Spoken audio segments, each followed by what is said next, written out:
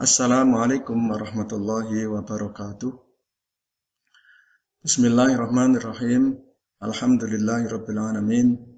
Wassalatu wassalamu ala sayyidil anbiya'i wal mursalin sayyidina wa maulana Muhammadin wa ala alihi wa sahbihi ajmain, amma ba'du. Para mahasiswa peserta mata kuliah pendidikan agama Islam yang semuanya semoga dirahmati oleh Allah Subhanahu wa taala dan semoga dalam keadaan sehat walafiat dan selalu diberi kesuksesan oleh Allah Subhanahu wa taala. Bahagia sekali kali ini saya bisa bertemu dengan kalian semua melalui pertemuan model seperti ini. Ya. Mudah-mudahan pertemuan ini memberikan manfaat yang besar bagi kita semua. Tentu saja utamanya bagi kalian yang mengikuti perkuliahan pendidikan agama Islam dalam konteks mengikuti kegiatan Tafaqquh fi Dinil Islam atau TDI ini. Pada kesempatan yang baik ini, saya mendapatkan tugas dari koordinator mata kuliah pendidikan agama Islam untuk menyampaikan satu topik, yaitu profil mahasiswa muslim idaman.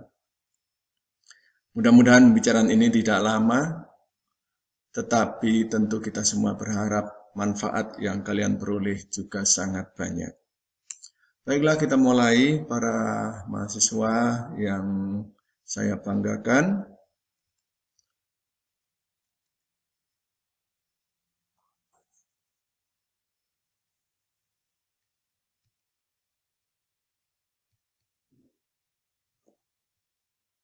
Pembicaraan ini saya awali dengan ungkapan yang sangat indah dari seorang ulama besar yang bernama Syekh Mustafa Al-Hulayaini. Beliau mengatakan, inna fi atikum amral ummah wa fi iqdamikum hayataha. Sesungguhnya di tangan kalianlah masa depan umat ini, dan kehidupan mereka kelak terletak pada keberanian kalian.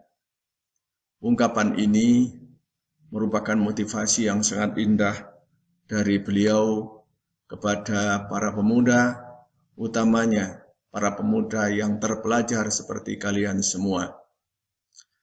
Para mahasiswa yang saya banggakan, mahasiswa idaman tentu ada tolak ukurnya. Dan tolak ukur mahasiswa muslim idaman itu tentu bukan ketampanan atau kecantikan. Karena ketampanan atau kecantikan itu sangat terbatas. Ada waktunya, pada saatnya nanti akan sirna. Demikian juga bukan kekayaan. Karena kekayaan itu juga bersifat sementara. Banyak sekali orang yang suatu saat kaya, tapi pada saat yang lain jatuh menjadi miskin. Jadi kekayaan tidak kekal. Kemudian berikutnya, tolak ukur muslim idaman itu juga bukan keturunan. Memang banyak orang yang bangga dengan keturunan, karena dia keturunan orang-orang yang hebat. Tetapi tidak selalu keturunan orang hebat anak-anaknya menjadi orang yang hebat pula. Lalu juga bukan kecerdasan, karena kecerdasan juga tidak menjanjikan, atau setidaknya tidak selalu menjanjikan menjadi kesuksesan, atau menimbulkan kebahagiaan. Banyak orang yang cerdas, namun hidupnya menjadi pas-pasan. Bukan pula tolak ukur mahasiswa muslim idaman itu ketekunan.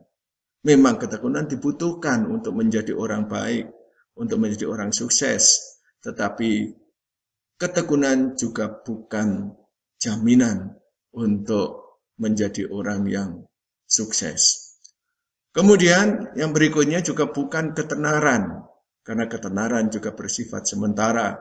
Suatu saat ketenaran itu akan redup dan berganti dengan tidak dikenal oleh siapa-siapa. Para mahasiswa yang berbahagia. Lalu bagaimana kriteria yang seharusnya untuk pemuda muslim idaman itu? Atau mahasiswa muslim idaman?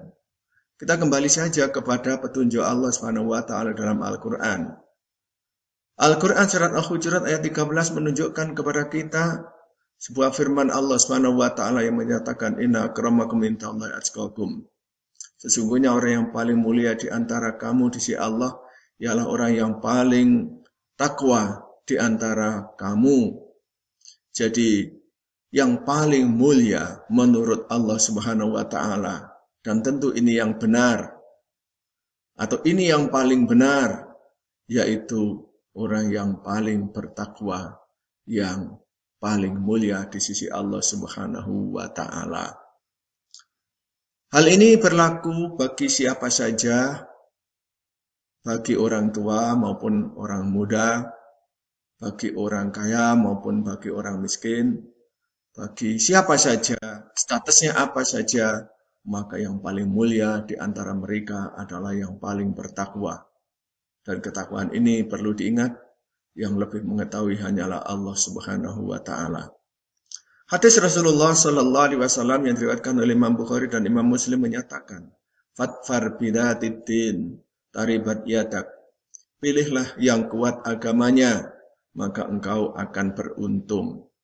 Tentu yang dimaksud yang paling kuat agamanya adalah yang paling bertakwa. Dengan demikian ayat ini sangat cocok untuk mendukung firman Allah yang menyatakan inna akramakum indallahi atqakum. Jadi pemuda muslim idaman atau mahasiswa muslim idaman adalah yang paling kuat agamanya. Para mahasiswa yang sangat berbahagia, dengan ketakwaan sebagai tolak ukurnya, ya, maka profil pemuda di dalam Islam itu ya, dapat kita lihat di sejarah perjuangan umat Islam.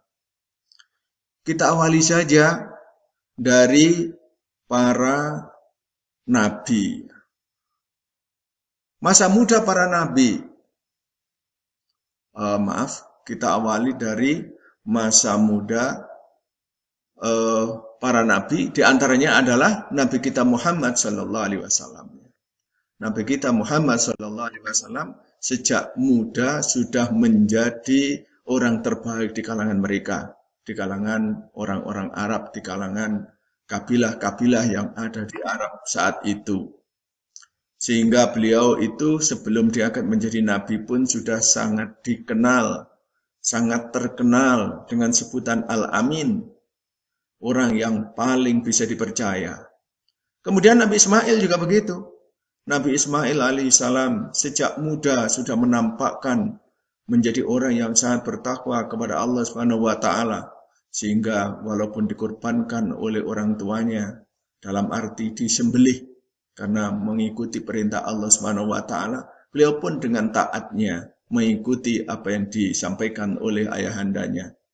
Nabi Yusuf alaihissalam walaupun masih muda belia juga sempat menjadi orang yang tenar, menjadi orang yang punya banyak jasa yang menyelamatkan negeri Mesir kala itu dari bencana besar yang akan dihadapi oleh bangsa tersebut. Kemudian Nabi Daud alaihissalam.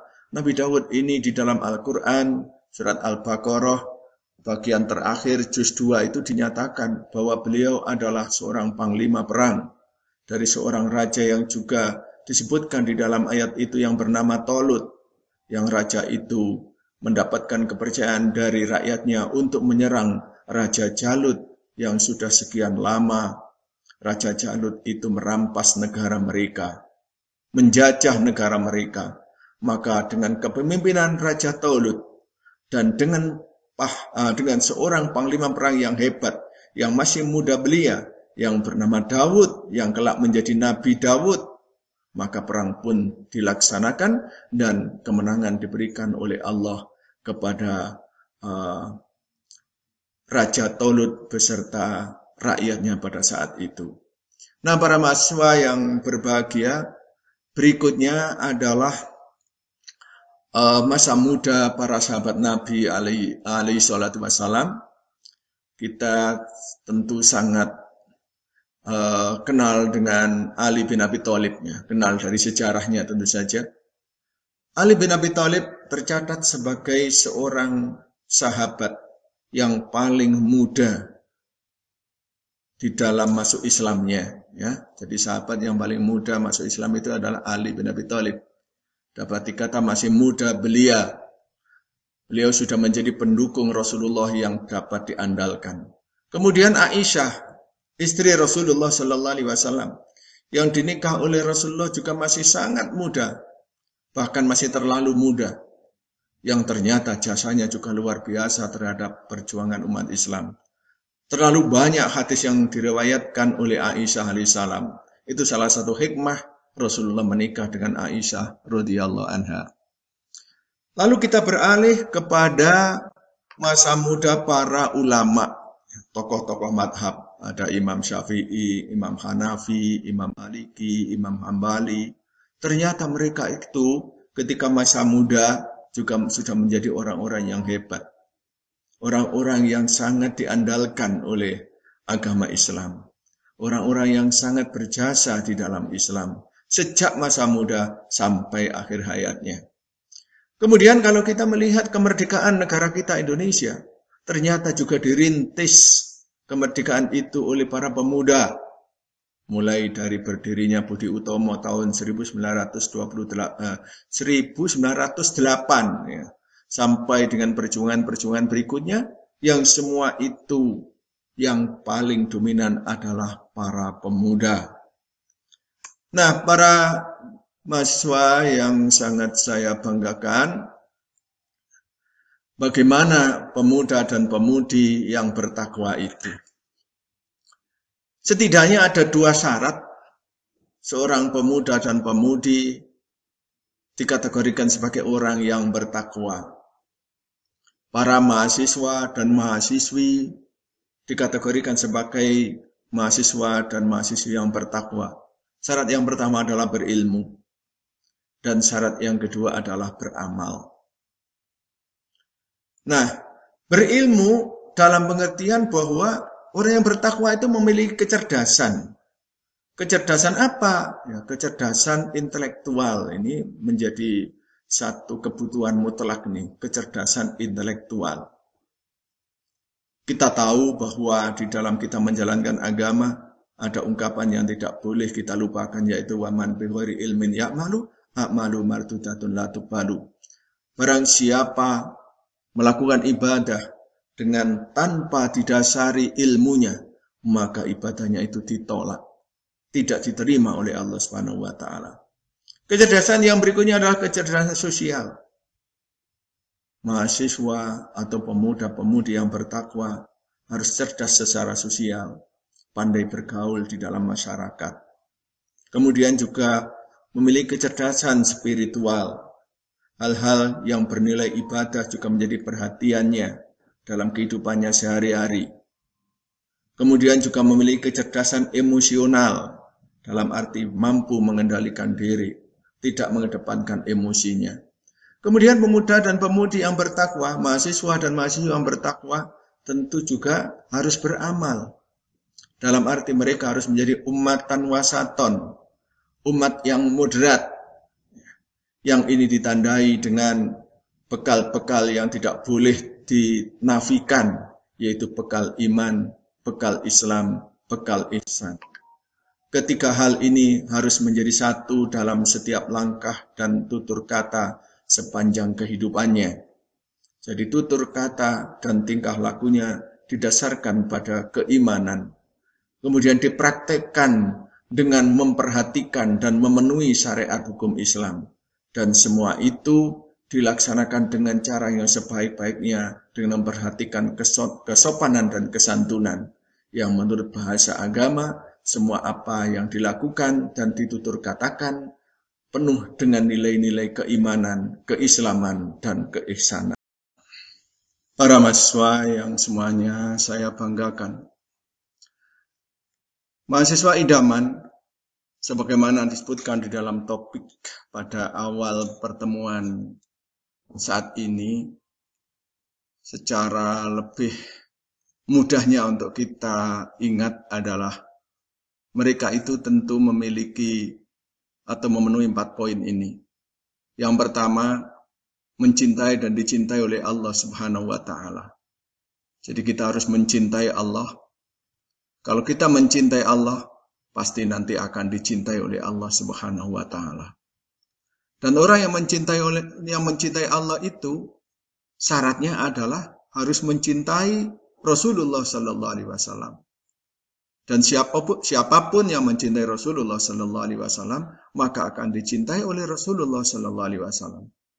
Lalu bagaimana kita mencintai Allah itu? Di dalam surat Ali Imran disebutkan bahwa untuk mencintai Allah, kita semua sebagai umat Islam harus mengikuti sunnah-sunnah Rasulullah sallallahu alaihi wasallam. Dengan mengikuti sunnah Rasulullah berarti kita juga mencintai Rasulullah. Yang tiba gilirannya nanti juga dicintai oleh Rasulullah. Dan kalau sudah begitu kita juga dicintai oleh Allah Subhanahu wa taala. Lain dari itu kita juga harus mencintai dan dicintai oleh sesama manusia. Karena wujud nyata dari mengikuti sunnah Rasul itu adalah mencintai sesama manusia. Sebagai seorang Muslim, kita diberi kewajiban untuk mencintai sesama manusia. Imbalannya apa? Walaupun kita juga tidak baik kalau selalu mengharapkan imbalan. Kalau kita mencintai sesama manusia, maka para manusia pun juga akan mencintai kita. Tentu tidak berhenti sampai di situ. Sebagai umat Islam, kita harus juga mencintai dan dicintai oleh sesama makhluk. Jadi kita harus peduli pula kepada makhluk yang lain. Jangan sampai tingkah laku kita, perkataan dan perbuatan kita merugikan makhluk yang lain. Para mahasiswa yang saya banggakan, profil konkret dari mahasiswa Muslim idaman adalah tekun beribadah. Yang tekun beribadah ini tentu juga bukan satu-satunya. Karena tadi sudah disebutkan bahwa ibadah itu harus didukung oleh ilmu yang pas, ilmu yang tepat.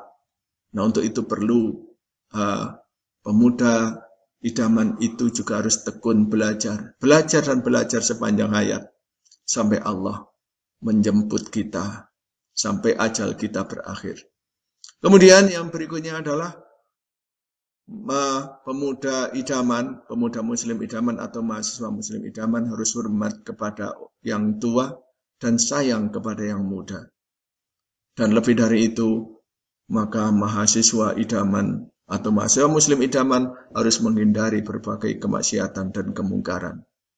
Apalah artinya sebagai muslim kalau tidak menghindarkan diri dari kemaksiatan dan kemungkaran. Walaupun banyak melakukan ibadah, tetapi kalau kemaksiatan dan kemungkaran tidak dijauhi, maka tidak akan pernah menjadi muslim dan mukmin yang baik. Itulah hal-hal penting yang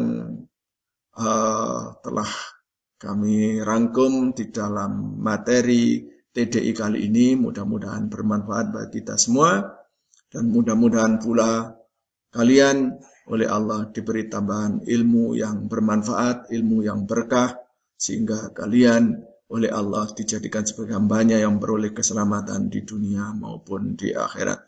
Semoga selalu sehat dan selalu sukses, dan sampai di sini perjumpaan kita. Wal afu minkum. Assalamualaikum warahmatullahi wabarakatuh.